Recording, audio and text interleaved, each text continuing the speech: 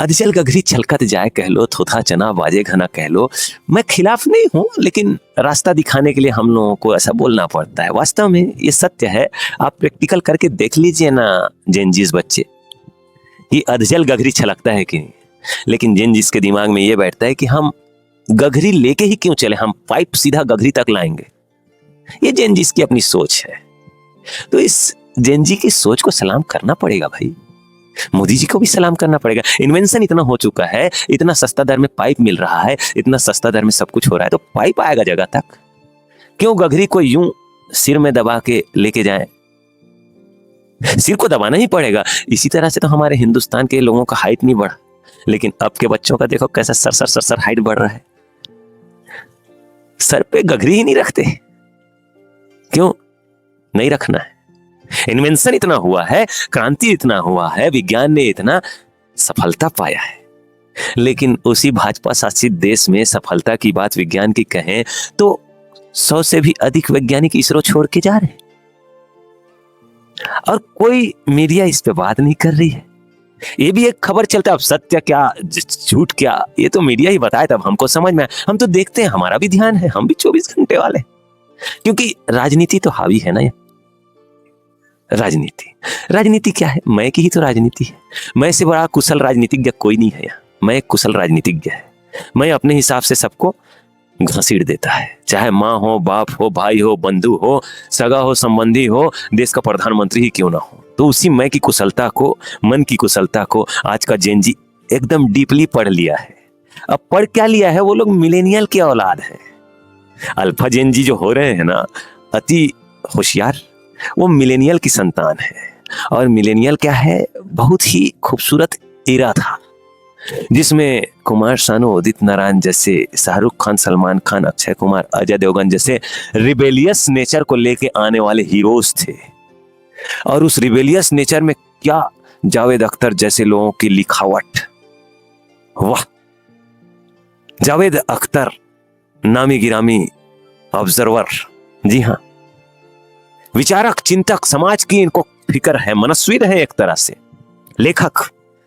तो इनका जय जयकार होना चाहिए। सलीम जी, जावेद के साथ जोड़ी बनाने वाले, सलमान खान के पिताजी, अरबाज खान के पिताजी, सोहेल खान के पिताजी। आज देखो सोहेल खान का अपना क्या जलवा है।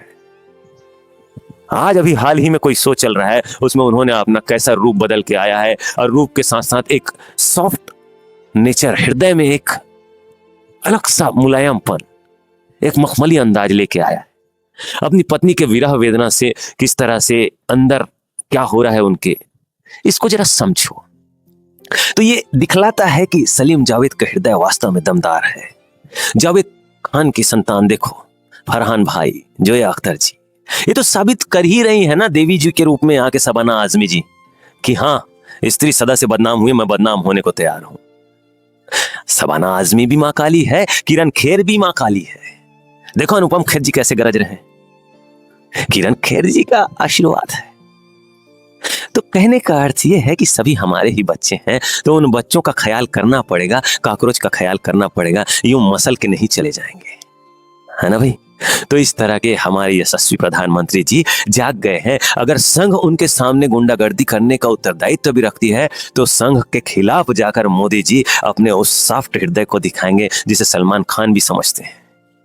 क्यों नहीं समझेंगे? सलमान खान आखिरकार सलीम खान की संतान है, और सलीम खान जी इस देश का राइटर है, वो भी 90s के दशक का खास समझ लो, जिसमें खुद उनके संतान जैसे बच्चे लोग काम करते आए हैं। भले ही वीरू देवगन जी के संतान हो, अजय देवगन, लेकिन लिखेंगे तो सलीम साहब, गुलजार साहब, इसको साहब हुए, कैफी आजमी साहब, समीर साहब, ये सब कोई पहुंचे हुए लोग हैं। इनकी समझ में कोई विकास हो चुका है, चेतना को कोई स्तर छूता है उसको जान गए, ज्ञान से, ध्यान से, साधना से। और ज्ञान, ध्यान, साधना इस शरीर को समझने से आएगा, इस मशीन को बेहतर से संचालित करने की विधि जानने से आएगा। तो जेनजीस से मैं कहना चाहूंगा कि आप अपने शरीर को बेहतर करने के लिए जो बेहतर फूड्स होते हैं उनको चुनो, ना कि मूड स्विंग हो रहा है यही खाएंगे, ऐसा नहीं, बेहतर को चुनो।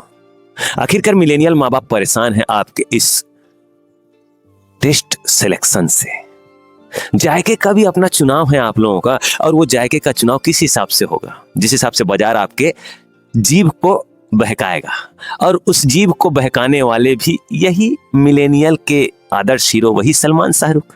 शाहरुख खान देखो युवा केसरी कर रहा है, जीव को क्या कर रहा है, छेद कर रहा है। उनको मालूम होना चाहिए कि उनका आर्यन बेटा भी कभी गुटखा खा सकता है क्या। अजय देवगन को कभी एहसास होना चाहिए कि कभी मेरा युग बेटा भी खा सकता है क्या। खा सकता है क्या, खा ही रहे उनकी औलाद, लेकिन गुटखा की जगह और बड़ा गुटखा है, बड़ों का बड़ा रहता है। आर्यन कोई ऐसे ही क्रूज में पकड़ा जाएगा, कोई खाकी वर्दी वाला ऐसे ही पीछे पड़ जाएगा क्या। ये कहानी है।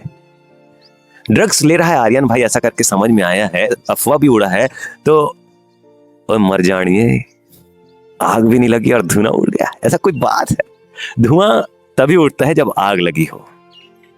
तो मेरे कहने का अर्थ यह है कि इस देश को या किसी भी देश को या उस समय को जो संचालित करता है वो उस काल के मनस्विद होते हैं, विचारक होते हैं, पहुंचे हुए लोग होते हैं, शिखर पे पहुंचे हुए लोग होते हैं। तो शिखर पे पहुंचे हुए लोग क्या कहते हैं उनको सुन लो ना।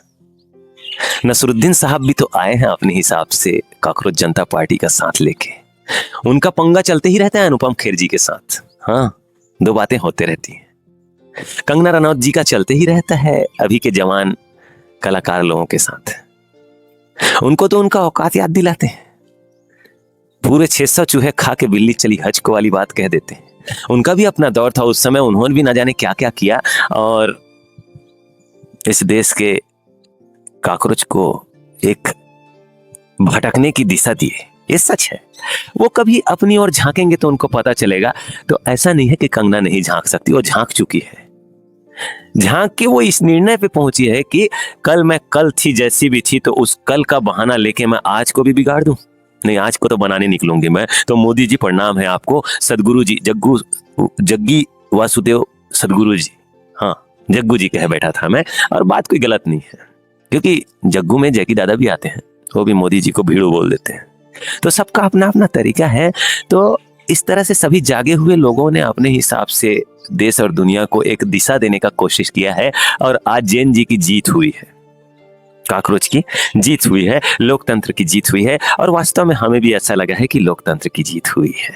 हम भी कोई इंसान हैं जिसकी समझ में विकास हो चुका है, हम भी आज के मनस्विद हैं। तो क्या हुआ, आज हमारा नाम नहीं है, लेकिन जिस तरह का बात कह रहे हो उससे एक दिन नाम हो ही जाएगा, यकीन मानिए। हमारे खिलाफ रहने वालों को तो यकीन हो ही चुका है, क्योंकि वो ज्यादा ध्यान देते हैं। उनका संबंध हमसे दुश्मनी का है, दिमाग का है, और हमारी हर चाल पे नजर रखते हैं, इसलिए वो हमारे दुश्मन है। उनको पहले से पता चल चुका है कि हमारा एक दिन झंडा लहराएगा। हमारा झंडा अभी भी लहरा रहा है, ये हमारी आंखों से आप देख के जान सकते हैं। बातों की तो बात है साथियों, कलाकार का अपना खेल होता है, तजुर्बा होता है, तजुर्बे को ही वो पर्दे में रखता है, और पर्दा खुद का गिराया हुआ, खुद का उठाया हुआ है। जिंदगी एक रंगमंच है।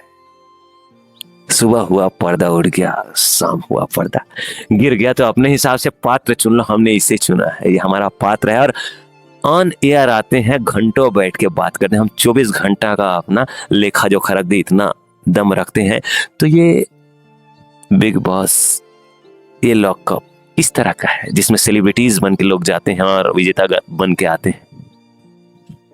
क्या लगता है विजेता बनने के लिए? एक समझ, एक होश, एक अवेयरनेस कि व्हाट नाउ, अब क्या, व्हाट नेक्स्ट, आगे क्या, what to do right now, ये पता होना चाहिए, हमें रोक देना चाहिए। साथियों, अगले सेगमेंट में फिर हम बात करेंगे, इसी तरह से आते रहते हैं।